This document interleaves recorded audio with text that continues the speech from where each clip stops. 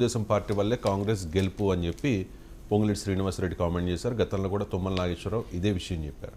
అంటే భవిష్యత్తులోనూ కలిసి సాగుదాం, తెలుగుదేశం పార్టీ కాంగ్రెస్ పార్టీ వేరు వేరు కాదు అనే విధంగా కూడా పొంగులేటి శ్రీనివాసరెడ్డి మాట్లాడారు. సార్ వేరు కాదు, తెలుగుదేశం వల్లనే గెలుస్తుంది, కార్యకర్తలను ఉత్సాహపరచడానికి మేబీ మాట్లాడారు. తెలుగుదేశం పార్టీ వల్లనే గెలుస్తుందని అనలేదు, అది రాంగ్ ఇంటర్ప్రిటేషన్. అదే సార్, ఒక పత్రికలో వచ్చిన ఏ పత్రిక నేను బయట చూశాను. ఆయన ఆ నియోజకవర్గం గురించి మాట్లాడాడు. రాష్ట్రంలో కాంగ్రెస్ అధికారంలోకి రావడానికి తెలుగుదేశం అనలేదు. ఆ మాటకంటే సిపిఐ వల్ల కూడా గెలిచామని కూడా అన్నాడు. మరి అది రాయలేదు. ఆయన ఖమ్మం పర్యటన సందర్భంగా సిపిఐ వాళ్ళ దగ్గరికి వెళ్ళారు, తెలుగుదేశం వాళ్ళ దగ్గరికి వెళ్ళారు. సో అది ఖమ్మం జిల్లా ఫినామినన్.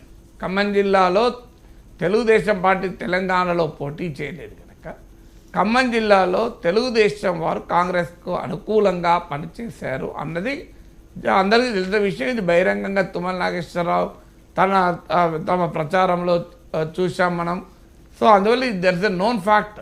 ఎందుకంటే అక్కడ ఖమ్మం జిల్లాలో ఉన్న రాజకీయాల రీత్యా తెలుగుదేశం పోటీ చేయలేదు. ఎవరితో ఉండాలి? బీఆర్ఎస్తోనైనా ఉండాలి, కాంగ్రెస్తోనే ఉండాలి. తెలుగుదేశానికి గతంలో 2 ఎమ్మెల్యేలు కూడా ఖమ్మంలో వచ్చాయి. ఆ 2 ఎమ్మెల్యేలు బీఆర్ఎస్నే లాక్కుంది. సో తమ ఎమ్మెల్యేలు లాక్కున్న బీఆర్ఎస్ పైన సాధారణంగా తెలుగుదేశం శ్రేణుల్లో కోపం ఉంటుంది. సో అందువల్ల రేవంత్ రెడ్డి నాయకత్వంలో కాంగ్రెస్ ఉంది కనుక రేవంత్ పట్ల తెలుగుదేశం అనుకూల ఓటర్లో కొంత సాఫ్ట్ కార్నర్ కూడా ఉన్నమాట నిజం. అందులో జగన్మోహన్ రెడ్డికి కేసీఆర్కు మధ్య స్నేహం ఉంది అన్న భావన కూడా టీడీపీ శ్రేణుల్లో ఉంది. ఇవన్నీ వెరిసి సగటు టీడీపీ ఓటర్లో ఈసారి ఎన్నికల్లో కాంగ్రెస్ గెలిస్తే బాగుండు, తాము పార్టీ పోటీ చేయనప్పుడు అనే భావన ఉన్నమాట నిజం. కానీ తెలుగుదేశం పార్టీ వల్లనే రాష్ట్రంలో కాంగ్రెస్ అధికారంలోకి వచ్చిందంటే వాళ్ళు ఎందుకు పోటీ చేయరండి? అంటే వాళ్ళ వల్ల ఇంకోరు అధికారంలోకి వచ్చినట్టు వాళ్ళు పోటీ చేయరా?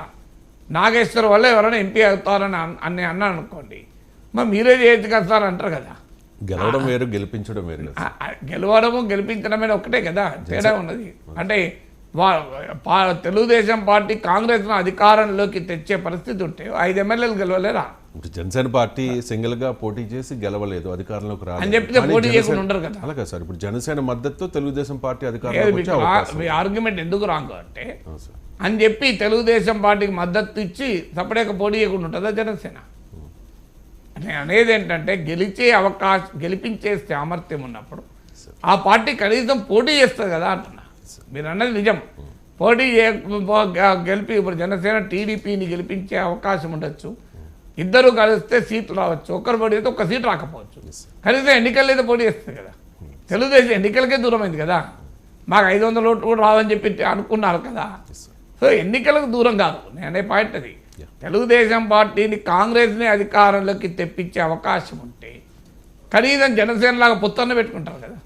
2 సీట్లకో 3 సీట్లకో పొత్తు పెట్టుకొని కలిసి పనిచేసిన గెలుస్తారు కదా. అందువల్ల కొన్ని పాకెట్స్లో తెలుగుదేశం అనుకూల ఓటర్లు గణనీయంగా ఉన్నమాట నిజం. ఆ ఓటర్లు కొన్ని ఆయా నియోజకవర్గాల్లో ఉన్న ప్రత్యేక పరిస్థితుల్లో కొన్ని చోట్ల కాంగ్రెస్కి అనుకూలంగా వ్యవహరించిన మాట నిజం. ఇంతకు మించి తెలంగాణలో కాంగ్రెస్ అధికారంలోకి రావడానికి తెలుగుదేశమే కారణము అనేటువంటి స్టేట్మెంట్ ఇది వెరీ బిగ్ స్టేట్మెంట్. ఆంధ్రప్రదేశ్లో అధికారంలోకి రావడానికి కుస్తీ పడుతున్న పార్టీ తెలంగాణలో ఎవరు అధికారంలోకి రావాలని వాళ్ళు నిర్ణయిస్తారా? అది ఆచరణలో సాధ్యమా? అందువల్ల కాన్స్టిట్యున్సీ స్పెసిఫిక్ ఫినామినన్, అది డిస్ట్రిక్ట్ స్పెసిఫిక్ ఫినామినన్. అలా అంటే సిపిఐ వాళ్ళకు కూడా కృతజ్ఞతలు చెప్పాడు. మనం అందరం మీరు 1 సీటు కూడా ఒప్పుకొని మా కాంగ్రెస్ పార్టీ విజయానికి సహకరించారు అని కూడా అన్నాడు. అందువల్ల అది లోక్సభ ఎన్నికలకు ప్రిపరేషన్లో భాగం. బహుశా లోక్సభ ఎన్నికల్లో కూడా తెలంగాణ నుంచి తెలుగుదేశం పోటీ చేయకపోతే అప్పుడు ఆ మద్దతు కాంగ్రెస్ పార్టీ గెలవడానికి మరింత ఉపయోగపడుతుంది.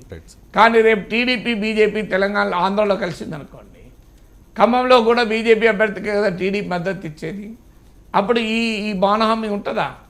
అందువల్ల పోటీ చేయనప్పుడు సహజంగానే ఆ పార్టీకి చెందిన శ్రేణులు ఎటో అటో డైవర్ట్ కావాల్సిందే కదా.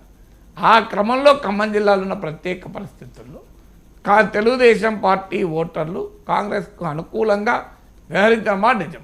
కానీ రేపు లోక్సభ ఎన్నికలు ఏం జరుగుతుందన్నది ఆంధ్రప్రదేశ్లో టీడీపీ బీజేపీ కలుస్తాయా అన్న దానిపైన ఆధారపడి ఉంటుంది.